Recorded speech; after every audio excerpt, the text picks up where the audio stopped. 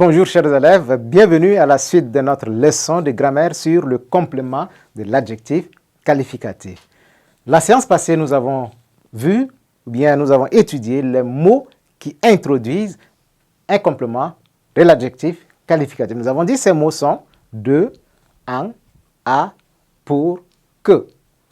Maintenant, nous allons voir la nature du complément de l'adjectif qualificatif et faire un exercice si possible.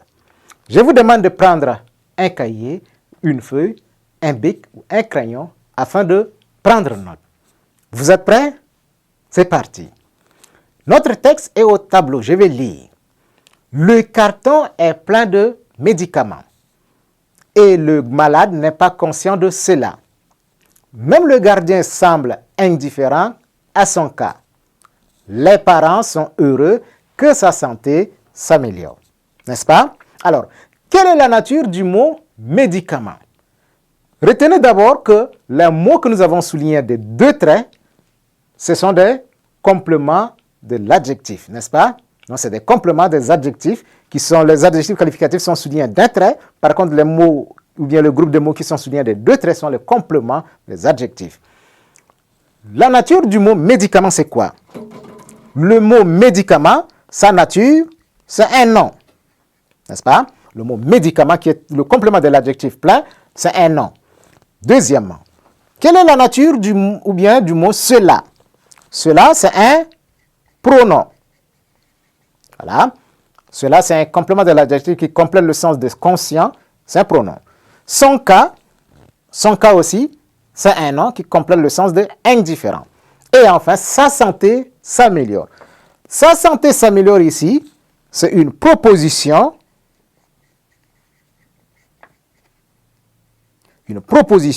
subordonnée, oui, conjonctive. Voilà. Sa santé s'améliore, c'est une proposition subordonnée conjonctive. Alors, la nature des compléments peut être un nom, peut être un pronom, ou peut être aussi une proposition subordonnée conjonctive. Non seulement ça, ça peut être aussi un verbe à l'infinitif. D'accord? Alors, on peut dire ceci, Ali est capable de transporter un sac de riz. Ali est capable de transporter un sac de riz. Dans cette phrase que je viens de dire verbalement, l'adjectif c'est capable. Le complément c'est transporter. Et il est toujours introduit par de. Alors, donc, ce que nous allons faire, maintenant nous allons faire un exercice. Dans cet exercice, je vais vous lire l'énoncé et vous allez faire cet exercice. On dit construis 3 phrases. Dans la première, le complément de l'adjectif est un nom. 3 phrases. Dans la première, le complément est un nom. Dans la deuxième, le complément de l'adjectif est un pronom.